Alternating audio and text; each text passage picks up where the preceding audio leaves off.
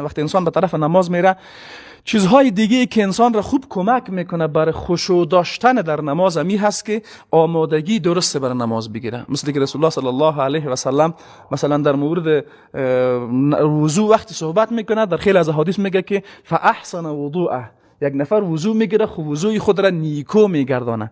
گاهی وقتا یک نفر فکر میکنه این زیاد تاثیر در نماز نداره، او رقم نیست.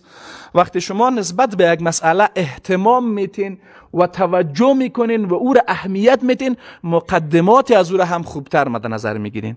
دقت کنین وقتی شما میخواین یک کار را به بهترین وجه انجام بدین، کارهایی که به عنوان مقدمه برای اصل کار هست اون نمونه را هم با یک دقت بیشتر انجام میدین. به صورت درست وضو گرفتن در حقیقت نشانه از این هست که شما به اصل نماز بیشترین اهتمام و توجه را داریم. دقت کردین به همین خاطر اگر یک نفر در همین مورد اهتمام نداشته باشه، امکان از این نداره که در نماز خشوع داشته باشه. یک نمونهش مثلا گاهی وقتا شاید هر کدوم ما شما در این حالت واقع شده باشیم، در زمستونا بیشتری حالت میشه، وقتی نماز میاد و وضوی ما هم تنگ از زورمون میته که حالا دیگه چی رقم برون وضو بگیریم بیا دیگه در همین حالت نماز میخواد. آیا میتونین شما به وقتی که نمونه لحاظ مثلا از لحاظ بی‌وضویی در حالت فشار قرار دارین برین در نماز، ممکن است در اون حالت خشوع داشته باشین؟ نه دیگه، تو فقط همونطور ذهنت که خود میگی که زود از این خلاص شم که برم طرف رفع حاجت. حالی این ذهنیت باعث میشه که انسان اصلا خشوع را بیخی نشناسه در نماز. پس امی گپ خیلی انسان را کمک میکنه که وقتی رسول الله صلی الله علیه و سلم میگه که شما وضو بگیرین و وضویتان را نیکو بگردانین، این هم از جمله اسبابی هست که شما را در خشوع نماز کمک میکنه. چرا؟ به خاطر از اینکه شما به اصل نماز اهتمام ویژه قائل شدین.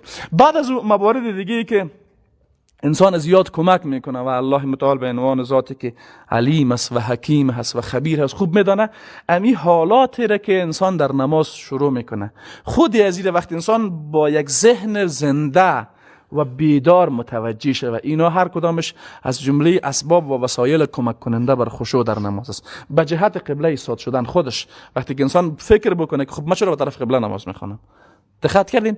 یا مثلا امی حالت قیام خودش در نماز و حتی امی حرکاتی که در نماز است، هر کدام از این حرکات هم چی آنچه را که انسان با زبان خود میگه و چی آنچه را که با جوارح خود انجام میده، اینا هر کدامشان یک نکات هشدار دهنده و زنده کننده قلب است. یعنی مثل یک سویچ وارس که سر قلب انسان فشار میاره که او را بیدار بکنه برای از اینکه متوجه خشوع در نماز باشه.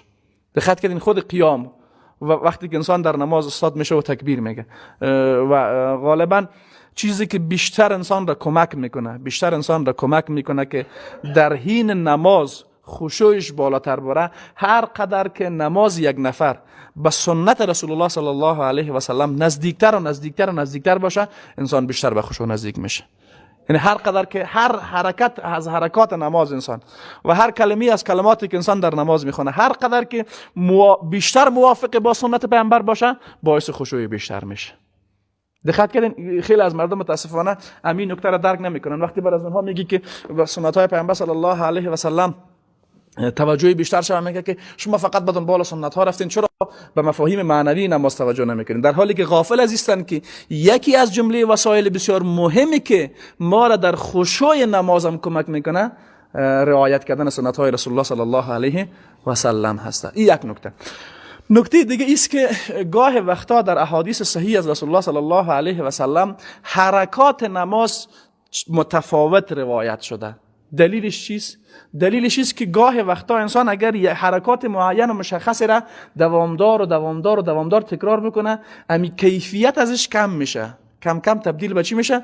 تبدیل به عادت میشه. رسول الله صلی الله علیه و سلم به همین خاطر در بخش‌های مختلفی از نماز به اصطلاح سنت‌های متفاوت از پیامبر صلی الله علیه و سلم نقل شده. به عنوان مثال آغاز نماز را ما شما با تکبیر تحریمه میکنیم و یک رسول الله صلی الله علیه و سلم دستای خود به طرف قبله بلند میکردن، کف دستای رسول الله صلی الله علیه و سلم به طرف قبله می بود و انگشتان دستش نه چسبیده زیاد می بود و نه همه باز می بود، به حالت عادی می بود و دستای خود که بلند میکردن. گاه وقتا تا اندازه شانه بلند میکرد و گاه وقتا هم تا اندازه گوش ها، هر دوی از این حالت آمده. یعنی اول خود بلند کردن دستا، این که گاه وقتا یک نفر معمول در بین مردم عوام ما شما میزنه دست خود بلند میکنیم زیر گوشک خودمون تو باز کمک زور رقم میزنه، این خلاف سنت پیامبر صلی الله علیه و سلم هست. گاه وقتا رسول الله صلی الله علیه و سلم تا اندازه شانه ها بلند کرد و به این شکل که کف دستایش به طرف قبله بوده و گاه وقتا هم تا اندازی شانه ها. این از جمله علما، از یک دی علما تا از جمله فرایض میگن، یک دی از جمله سنت ها میگن. خب این یک حالت بلند کردن، خود این نمی حالت یک مفهوم را در ذهن انسان تداعی میکنه. خود بلند کردن دست ها در حقیقت تداعی کننده مفاهیم زیاد در ذهن انسان هست که کمک کننده است بر خشوع در نماز. و واضح ترین مفهومش امروز که انسان مسلمان در حقیقت تسلیمی خود به الله تبارک و تعالی اعلان میکنه، تسلیمی خود به الله تبارک و تعالی اعلان میکنه و بعد از او هم به حرکت دست خود این مفهوم را میرسانه و هم با کلمه و با زبان خود. و آغاز نماز را انسان با چی باید بکنه؟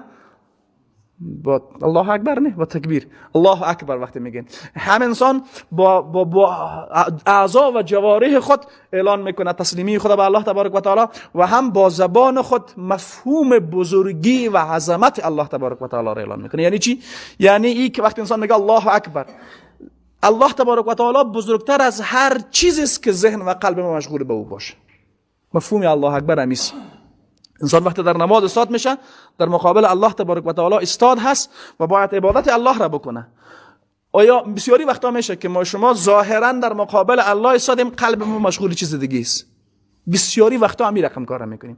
حالا چی وسیله ما را کمک میکنه که قلب ما هم متوجه الله باشه؟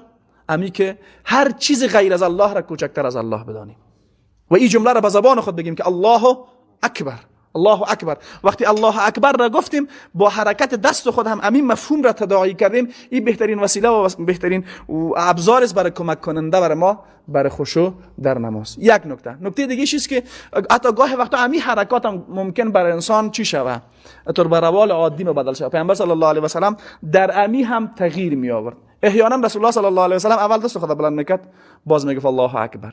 احیانا پیامبر صلی الله علیه و سلم الله اکبر را با بلند کردن دست همزمان میساخت، که تو میگفت الله اکبر.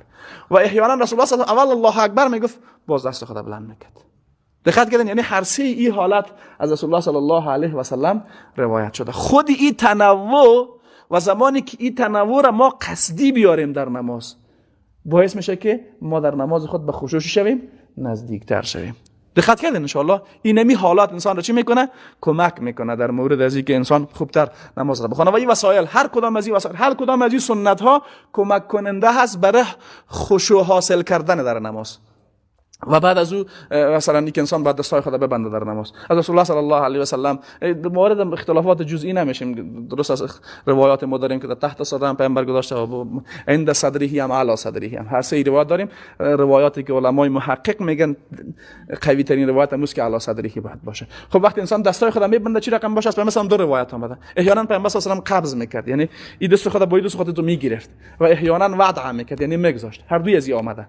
یعنی گفتیم این تغییر در خشوع نماز ما کمک میکنه. دقت کردیم این تفاوت ها و تغییرات در خشوع نماز ما کمک میکنه. بعد از اون رسول الله صلی الله علیه و سلم را نماز خود را با دعای افتتاح میکرد. علما که برش میگن ما شما چند دعا آمده. یک دعای مشهور ما شما سبحانك اللهم است که همه ما شما میخونیم. خیلی از دعاهای دیگه هم از رسول الله صلی الله علیه و سلم در افتتاح نماز نقل شده. انسان باید امیر هم تغییر بیاره. شما غالبا نمی سبحانك اللهم میخوانیم همیشه نیم کله برای ما به عنوان عبادت مبدل شده. این در نباید باشه. پیامبر صلی الله علیه و سلم خودش کار نمیکرد. تقریبا 7 یا 8 دعا از رسول الله صلی الله علیه و سلم در افتتاح نماز روایت شده و هر کدامشون مفاهیم ویژه خود داره. یعنی آنچه که رسول الله صلی الله علیه و سلم میگه، رقمی که خودش در حدیث میفرماید که پیامبر جوامع الکلم است. حقیقتا رسول الله صلی الله علیه و سلم جوامع الکلم است و یکی از بزرگترین مواردی که انسان جوامع الکلم بودن رسول الله صلی الله علیه و سلم را درک میکنه در حین مناجاتش با الله تبارک و تعالی است. یعنی حقیقتا همه احادیث پیامبر صلی الله علیه و سلم جوامع الکلم است. اما وقتی شما دعاها و مناجات رسول الله صلی الله علیه و سلم را دقت بکنین، مفهوم جوامع الکلم بودن پیامبر صلی الله علیه و سلم رو خوبتر و بهتر از هر چیز دیگه درک میکنین. یکی از اون مواردش امی دعاهایی است که در ابتدای نماز میخونه. دقت کنین هر دعایی را که رسول الله صلی الله علیه و سلم در ابتدای نماز میخونه، اگر شما دقیق در عمق مفهومی از این داخل شوین، بهترین حالت را داره برای از اینکه انسان در نماز خشوع داشته باشه. و حتی این به اندازه زیاد بالا هست که یکی از علمایی که این مفهوم را خوبتر درک کردن، یکی از علما نکته بسیار جالب میگه من تصور میکنم یکی از بخش هایی که میتونه به عنوان معجزه از جانب رسول الله صلی الله علیه و سلم ثابت شوه، دعاهای و مناجات هایی است که پیامبر صلی الله علیه و سلم با الله کرده. میگه این ویژگی ها و این صلابت و این زیبایی که در مناجات رسول الله صلی الله علیه و سلم با الله هست، این زیبایی را در هیچ مناجات دیگه شما پیدا کردن نمیتونید. و ممکن نیست یک انسان مثلا بی سوادی که در یک محیط خاصی کلان شده باشه توانایی از این داشته باشه که همه قدر مفاهیم بسیار وسیع و بزرگ را جمع بکنه در حین مناجاتش با الله تبارک و تعالی. میگه یک معجزه امیس، یعنی یکی از بخش‌های اعجاز رسالت رسول الله صلی الله علیه و سلم دعاهای پیامبر صلی الله علیه و سلم است. چی زمان انسان میتونه همین مفهوم را درک بکنه؟ زمانی که تک تک از این دعاهایی را که رسول الله صلی الله علیه و سلم میکرده در عموم حالات از جمله در نماز انسان دقیقاً بیای اونها را ارزیابی بکنه از لحاظ لفظی و از لحاظ معنایی. حقیقتا این نکته را بیشتر از دیگران درک میکنه و بهتر از دیگران میفهمه. ان شاء الله روز دیگه باز امو دعاهای رسول الله صلی الله علیه و سلم را که در افتتاح نماز میخوان اونها را به صورت گذرا ان شاء الله اونها را میخوانیم تا اینکه همین مفهوم را درک بکنیم که حقیقتا همین دعاهای پیامبر صلی الله علیه و سلم در ابتدای نماز چگونه ما را در خشوع داشتن در نماز کمک میکنه. سبحانك اللهم ربنا و بحمدک نشهد ان لا اله الا انت استغفرك و اتوب الیک.